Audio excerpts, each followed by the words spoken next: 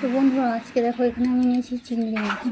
তো চিংড়ি মাছগুলোকে ভালো করে বেছে ধুয়ে পরিমাণ মতো নুন হলুদ মাখিয়ে নিয়ে আর কড়াই বসিয়ে দিয়েছি উনানের মধ্যে। এরপর কড়াই গরম হবে তেলটা। তো এরপর আমি দিয়ে দিলাম মাছগুলোকে। তো হালকা করে ভাজবো, খুব কড়া করে ভাজবো না, কড়া করে ভাজলে শক্ত হয়ে যাবে। একটু হালকা করে নেড়ে নেব।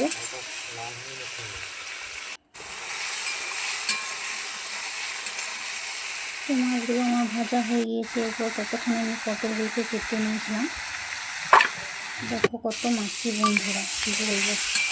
আর চলো পটলগুলোকে আমি এখানে ভেজে নিচ্ছি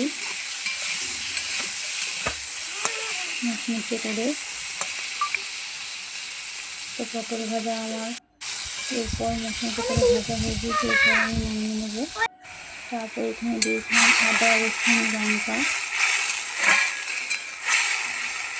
ভালো করে কষিয়ে নেব তেলের মধ্যে দিয়ে। তারপর আমি শেষে দিয়েছিলাম পেঁয়াজের পেস্ট। তো দেখো এখানে একটু মতো পেঁয়াজের পেস্ট দেবো। তো ভালো লাগে লাইক কমেন্ট শেয়ার করবে, চ্যানেলটিকে সাবস্ক্রাইব করে দিয়ে বন্ধুরা। তারপর দিয়ে দিয়েছিলাম সেদ্ধ করা আলু। তো আলুগুলোও কষিয়ে নিয়েছি ভালো করে। তো এরপর আমি চিংড়ি মাছগুলোকে দিয়ে দেবো। তো এই যে পটল আলু আর চিংড়ি মাছ একসঙ্গে কষিয়ে নিচ্ছি। তো আজকের রেসিপি হলো পটল আলু চিংড়ি মাছ দিয়ে ঝাল।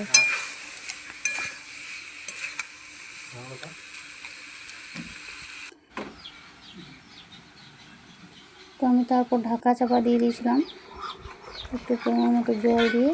তো দেখো বন্ধুরা, এই যে আমার পটল আলু আর চিংড়ি মাছের ঝাল এখন রেডি।